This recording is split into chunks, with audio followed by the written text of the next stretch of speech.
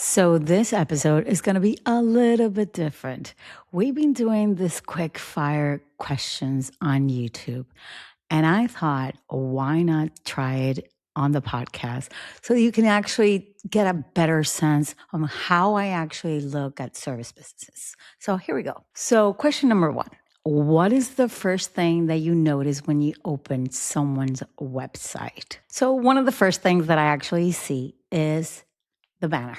Obviously, the banner, the first thing that I see is like, okay, what is their mission? But not really their mission, not the old kind of way. It's what is the transformation the business provides?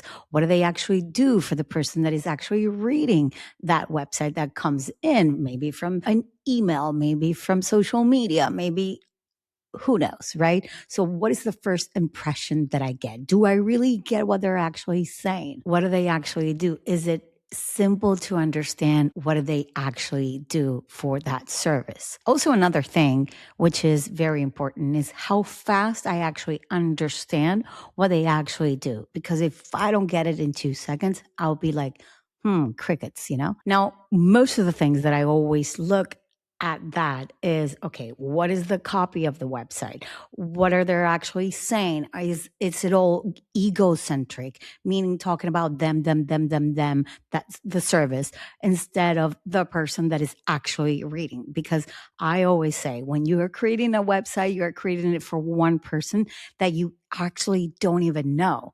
So the copy that you're creating for that website needs to be about that person. It ain't about you. And it's always one person actually reading you at the same time. It is not like you're in a big stadium and people are like cheering what they're reading on your. No. It's just one simple person actually reading what you're actually saying to them. So it needs to be very personal, the kind of copy that we put on the website. Now, like I say, what are they actually talking about? Is it about their services or the years of experience, or are they actually talking to their potential clients, or they're actually already talking to their current clients? Because that is a big difference how you actually put that writing onto your website. Because if I'm already a client of yours, I already know exactly what you do. But if I'm somebody that doesn't know you, I need to be moved. I need to be saying every time I'm reading, I'm like, okay, I get it. Okay, she does this. Okay, they do that. Oh, they solve this problem. Okay, more interesting. Then I want to dig a little bit more. Well, I'm that kind of person. I like to dig a little bit more. I like to research a little bit more, especially in the about page. And this is where I see a lot of people go way off because they're talking about their years of experience, or they're glorifying, I don't know, some partnerships that they have, and they have all these logos sometimes, and you're like, okay, yeah, but what about me? What about the little people? That's what I'm always looking about. Now, question number two is, what makes a proposal feel weak before you even finish reading it?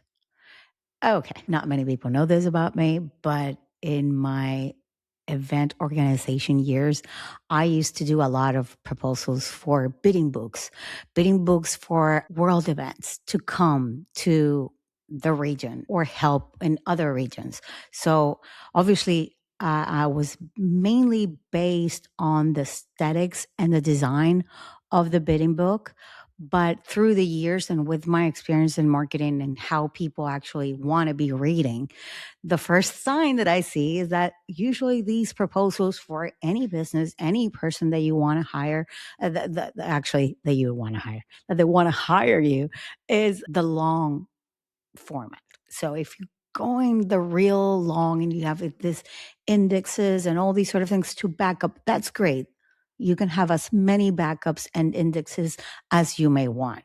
But the reading of the entire thing needs to be light and airy and refreshing. Also, as I said on the website, the proposal is read most probably by one person or a full committee of people, right? So you need to speak to them. What are you going to do for them? It's not what you actually do. What are the things that you've been doing all these years and all your years of expertise? And most people actually end up leaving the about them towards the middle end which I get. Okay, it's fine. But then you give so much about you, but not about the person that is actually going to be hiring you. And these proposals, most of the time, are templates. I know they're templates, they're easy. If you get an RFP or something, you can put it and put the names and dates and all that and the numbers and you fix it up, but it's still not good enough in my book. And what I see is that when you have so many pages, you're actually repeating yourself most of the time. You're over explaining yourself. If you already explained it in your intro and you want to go deeper on that, don't try not to repeat what you already said in the intro. Look at it from a different angle. Look at it from if you were an event organizer and you want to get hired by a company, or just look at it from the perspective of that company that is actually hiring you, not as you've been doing all these years. Nobody really cares about that. Now, another thing that I see is that you are trying to justify the price. Yes, there are certain costs that you should say, these are our basic costs, but don't try to over explain, over justify why this is the price. Actually turn it around. What you can actually do by providing this price? What is the kind of things that differentiate you from any other company that is going to be hiring you with that same pricing? What do you bring to the table that is so different? And what this actually does is that you're actually selling the process and not the result. If you can actually digest it into what is the process, you bring them into the storytelling, how your process of working with them will be, not as stiff or as we do this and then we do 1B and then we do 1C and then we do 2A and 2B. Oh my God. Who wants to read that? And you'll see that most of the time, people don't even read this. They end up just simply going to the back of like, okay, what's the price? Okay. Okay. Yeah. Okay. They're too expensive. Bye. You know, you don't want that. You want to get them from the first sentence that you're writing that proposal. Third question. What's the difference between someone being visible and someone having presence? I'm just going to have a little sip of water for this one because, oh my God, I can see it coming. So, in normal terms, right? Visibility, when we think about it, well, in the perspective also within marketing, is that visible means that you're posting, that you're showing up, that you're being seen, people get to see you. Some people might say, "Oh my God, you're everywhere. You're doing a great job." They see you. That is the visible part, right? Now, the presence part is the part where it gets a little bit muddier and trickier because it's more about how people actually remember you because of something that you have said that maybe struck a chord, or they thought that you've said something that you explain it in such a specific kind of way that they said, "Oh my God, this is so interesting. I need to listen a little bit more about this." Or, "Oh my God, this person wrote an amazing email." And I get those. So, to be honest, a lot of the times from my V's emails. And most of the people that actually write to me say, "Oh my God, I just needed that email today. You just lifted me up and I was so in my head. And thank you so much."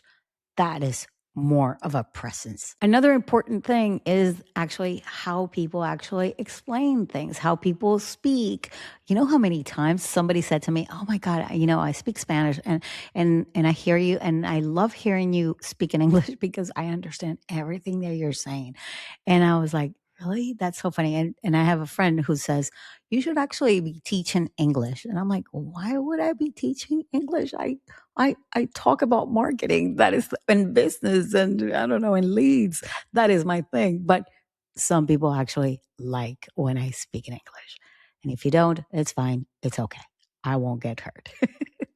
But it's actually the way that you speak, the way that you communicate. If you have your personality, if you're fun, if you're enthusiastic, or if you're always bored, with a one tone kind of way, those kind of things are as important, right? Also, how people actually explain things. Sometimes some people Jesus, I know this podcaster who his English, and I understand his English accent, okay?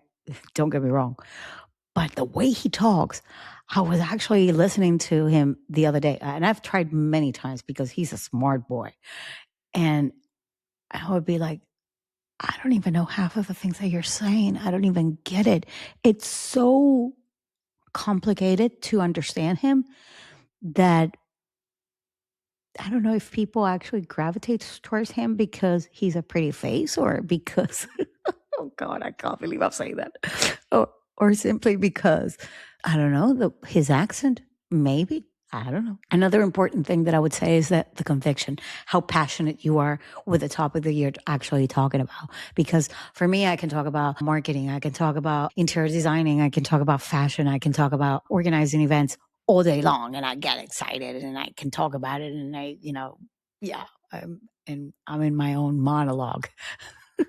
But yeah, it's the way that you come across when somebody scrolls through your stuff or sees you on a YouTube video. How do they actually feel when they see you? I'm like, well, I know, a lot of people actually are checking you out, but besides that, and even, the energy that you bring into a conversation and you're thinking how you are actually, like this Brene Brown or Mel, what's her name? What's her last name? Mel Gibson? No, Mel Robbins. Oh my God. Well, when you see her, she's always passionate about what she's actually talking about. Either you like her or you don't like her, but she's always passionate about her stuff. Like, what's this guy's name as well? I'm horrible at names. Sorry. Anthony Robbins. Yeah, he's so energetic and he screams. Or like Gary Vee, that he's always like, saying all these things. And you're like, yes, of course, I want to be behind you. That kind of thing is what I'm actually talking about. Question number 4. What does the way someone dresses communicate before they even speak? Okay, see, this is one of my favorite topics, fashion. Well, if you didn't know, I used to be an image consultant for many, many years. And fashion for me, since I was a child, I loved it. I loved styling. I loved dressing my family, my friends, everybody that wanted to be helped. I wanted to help them. And I think because I was also in organizing events, I was also involved in a lot of things like uniforms and these sort of things that we were doing. But besides the point, because who wants to talk about me? I don't want to talk about me. So I would say the image of an entire person, it's quite important. Either you're doing like photo shooting or you're doing reels and all that. We got to look decent. Or I mean, don't get me wrong, you can be with a hoodie and you look great, because I know a lot of creators that they can put in a hoodie and they look amazing and they have their face well done, and you don't even have to do that anymore today. Thank God we don't have to be putting makeup, although I'm a makeup person. I like to do something. Also, the style, how they're dressing, how they look, and are they nicely combined. All those sort of things actually do show and communicate something before you have spoken, because that is the first thing that somebody sees. When you walk into a room or you go into a networking event, the first thing that somebody sees is you, right? So is how you look. They're going to judge you already from how you're looking. I mean, tell me about it. I've been judged my entire excuse my French, my entire life, just the way that I would put something together. And so I've been with that ever since I could remember. So I'm not saying that you have to be perfect from top to bottom, but just be you with your own personality, how you want to dress in the way that actually it helps the features that you have, your complexion, your body shape, all these sort of things. It doesn't matter if you have a few kilos or you don't have a few kilos. Nobody really cares about that. Actually, just before you talk, people will actually have an opinion. And it's just that. So please don't get caught up in that. Don't think about it. Just remove it from your brain. Stop overthinking about what will people think. because that is BS. But for me, the most important thing as we're talking about personal branding, okay, in this case, we're talking about personal branding, is the eye contact. It's how much you actually look into a person's eye. Because for years, I used to see when somebody would walk into the room, I mean, I don't know why I think it was a cultural thing, which I totally blocked it out of my being. But I used to look at people's shoes. That was it. I mean, it was a cultural thing. People would always look down to see how you're looking, but they were actually looking at the shoes, not from bottom to top. No, now I only want to see their eyes. I want to see their smiles. And I feel like Tyra Banks now. If you're smizing, if you are energetic with your eyes, if you have eye contact, if you are looking at me, if you're looking somewhere, I mean, if you're present with me in the conversation. And like I said, a lot of people decide if they either like you or not just before you have even said one simple word. And I always say, you know what? Give a good handshake, smile, not a fake smile, not like, no, with conviction, with energy, with, hey, how you doing? And give that good handshake. Obviously, the way that you are being dressed, the style that you have within you, all those kind of things will show if you're either serious, unfortunately, if you're not serious, if you care for yourself, if you have self respect, or you don't have self respect. I see a lot of people that actually dress really well and they don't have any of those things. They don't have self respect. They don't care for themselves. They overthink a lot of stuff. So if that is your case, well, sometimes, yeah, there are things that we can do to help you bring that personality and that personal brand out of you so that you feel a little bit more in control and better in your skin. Tell me about it. I did a lot of work on this. So, and this is why I actually gravitated from events to personal branding at some point because I had lived that transformation myself. Now, question number 5. When someone comes to work with you, what do they think their problem is?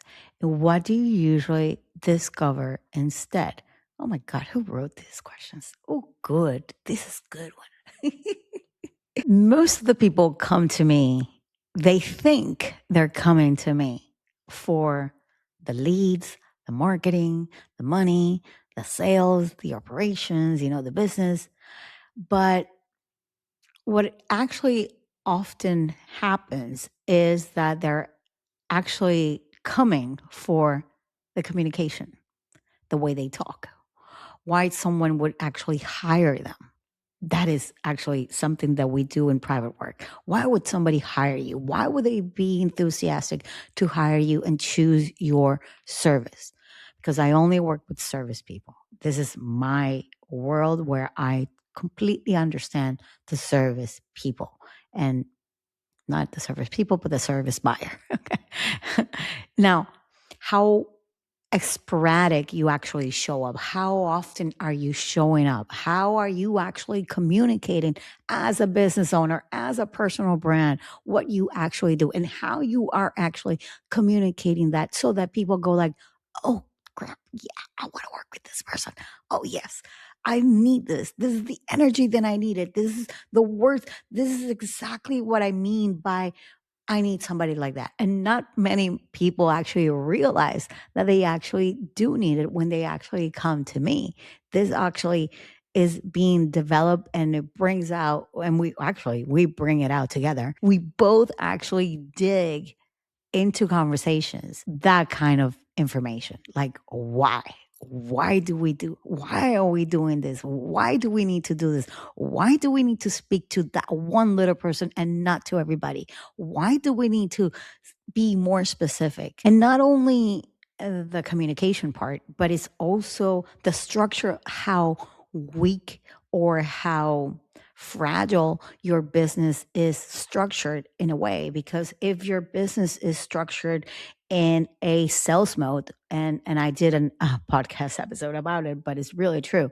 When you do your business and it's around sales mode and you're not on business mode, that means that you are only having a very little amount of leads that are coming into your pipeline. So you need to be building that little machine that you can actually take care of your clients, but you're building that back end from different angles that people can come in and want to be working with you. So the structure of the business, how you are from the website, from the proposal that you're putting out, as somebody who actually meets you in person as a personal brand or as your presence, or what are the kind of things that you're putting out into the world so people actually know what you're all about within your business, about your service. All those things, we actually work on all of that into a 90-day program, okay? That we build based on what they think they want, but also what I think from conversations with them. Obviously, we adapt and make it so they, the time that we're using together, it is working and they can see the information and what we're planning and we're strategizing immediately. Because I like to work more with things that are a little bit more tangible. Yes, I love long strategies, but there's certain things that can be fixed right away. Now, I'm not talking about positioning. I'm not talking about CTRs, which is click through rates. Okay. I'm not talking about these sort of like metrics that or vanity metrics that a lot of people are stuck in their brain. I want to actually help them more to have a roast of leads all the time, that they're showing up where they need to be showing up and not be everywhere sometimes because we're so focused of being everywhere because we're being told all the time that everybody has to be everywhere. Ugh, no, that is old news. That is the old way. That is not the new way in 2026 whatsoever. And like I said, it is more about why would somebody actually choose them and what it actually works and how it should be run as a business. So I do touch on business. I do talk about operations because it is very important. Everything has to be glued. And it doesn't matter if you are a 3-person business to a 15 to 20 to 30 business. I've done it all. So yeah, this is the last one that I just thought. Anyways, I hope if you like this kind of content, let me know, please, in the comments below.